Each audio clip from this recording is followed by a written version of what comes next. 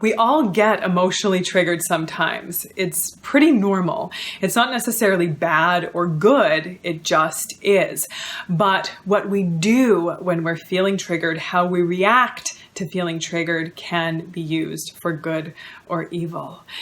And oftentimes when we're feeling emotionally triggered, we do things or say things that we end up feeling guilty about or regretting later, or that can even cause harm or damage to some of our most important relationships and make us feel not so great about ourselves.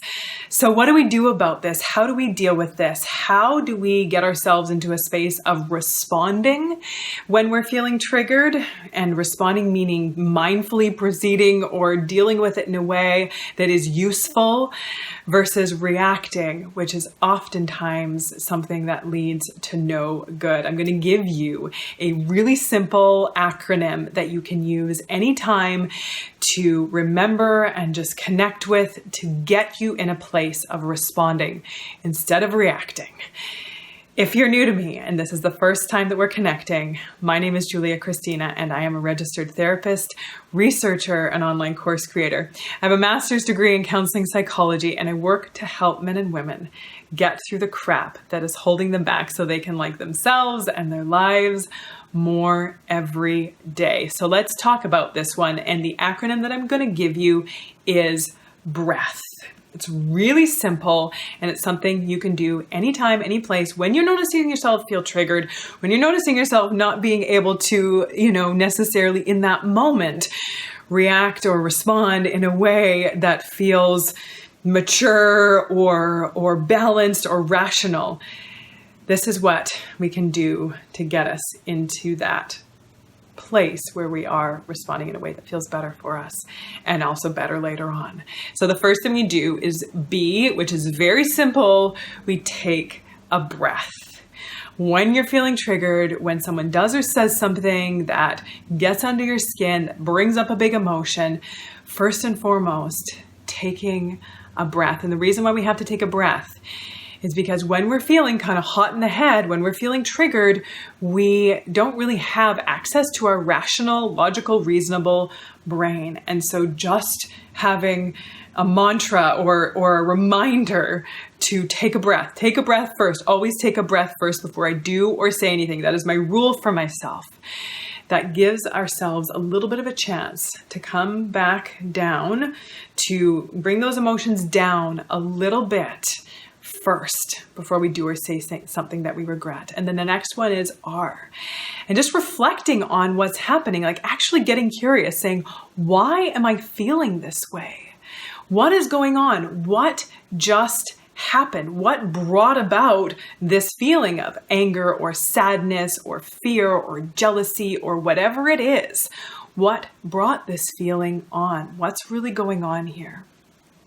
And then E stands for empathy, because often what we do is when we're having a feeling, we tell ourselves, oh, that's stupid, stop feeling that way, or you shouldn't be feeling that way, or what's wrong with you, or get a hold of yourself. But that's not usually helpful. And I've done a video about this and I'll link to this, why when we get on our case, it just makes things go from bad to worse. When we're struggling with an emotion and we come down on ourselves and criticize and berate ourselves, it just makes things go from bad to worse. So I will put the link down here for that one so you can make sure to watch that one. But have some empathy for ourselves. Be able to allow ourselves to say, it's understandable that I'm feeling what I'm feeling. Whether or not it's rational or irrational, right or wrong, this is what I'm feeling and it's understandable. Whatever I have going on. So if I go back to R and I reflect on what's happening, I'm like, okay, well, it's understandable that I'm getting triggered right now. It's understandable that I'm getting upset because this is what's going on. So a little bit of empathy for ourselves. I'm allowed to feel what I'm feeling. Surprise!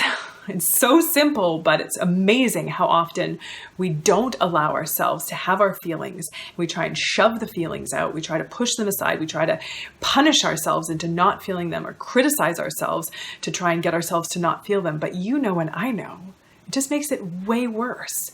And doing that just makes it so we can't get a handle on our emotions. So having some empathy for ourselves.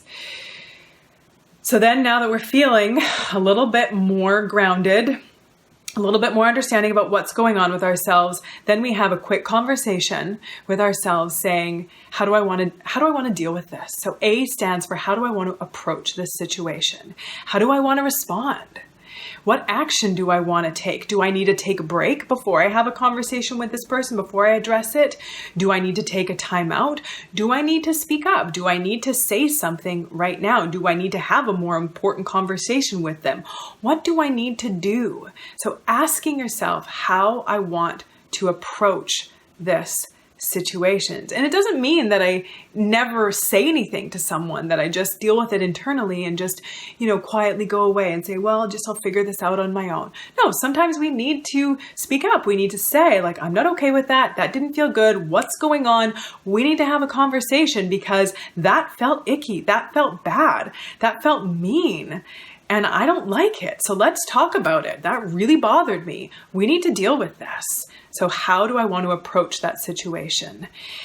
And then T stands for telling the person what's going on. So we kind of touched on that just a second ago, but telling someone, if we want to take the approach of addressing the situation, if it's a situation that needs to be addressed, then we need to tell them what I'm feeling, what's alive in you, what just happened, what brought about those feelings, what's going on. So being able to tell someone, and that's not always an easy thing, and there's different ways that we can do it that can be a little bit less confrontational or less aggressive, and I teach all about this in my assertive communication course, Speak and Feel Heard, but really learning how to find our voice and be able to speak up in a way that is respectful and responsible and actually gets us somewhere helpful. And then H. H stands for what help do you need? So what do you need from that person? Do you need them to be more mindful of some of the things that they say? Do you need them to sit down and really talk about this issue with you? If they've triggered you, if they've done something, what help do you need? Do you need them to just be more sensitive to what you might be going through? Really asking for the help that you need, telling people what we need. A lot of the times, it's not rocket science, but we forget to do it. We get really mad at people for not meeting our needs or for doing things that upset us without actually telling them what we want to have them do differently, what help we need from them, what response we need for them, what we actually want from them. Set your loved ones up for success. Set the people around you up for success by letting them know what you need instead of waiting for them to guess or getting pissed off when they don't meet your needs or when they say things that upset you, maybe even without them knowing that it is something that triggers you or upsets you. So our acronym, BREATH, breath, which is the most important step before we do anything, taking that big, deep breath. Now, I have a free document for you when you're feeling stressed out, when you're feeling overwhelmed, when you're feeling worked up.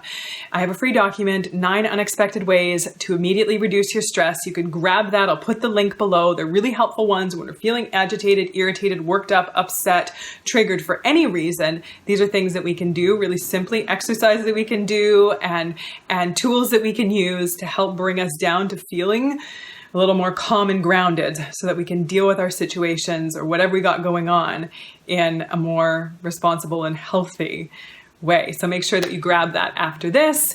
Subscribe to the channel so that we can stay connected. Like the video, share your comments in the comments section below, and make sure you join my Facebook group, goodformegroup.com. Come and join us over there. Great community, lots of amazing people, really supportive, really fun. goodformegroup.com. I'll stick the link below as well. Thanks for being here. Look forward to seeing you again. Take good care.